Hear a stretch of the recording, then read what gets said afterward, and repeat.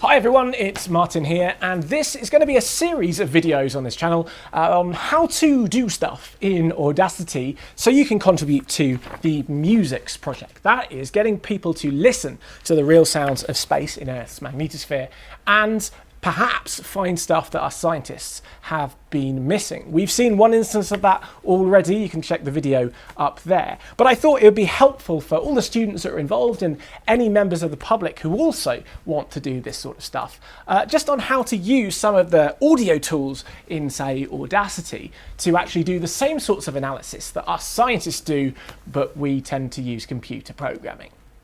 That's all this is. There's loads of links in the description to all the stuff you'll need to get going, but let's explore some of the tools that you can use.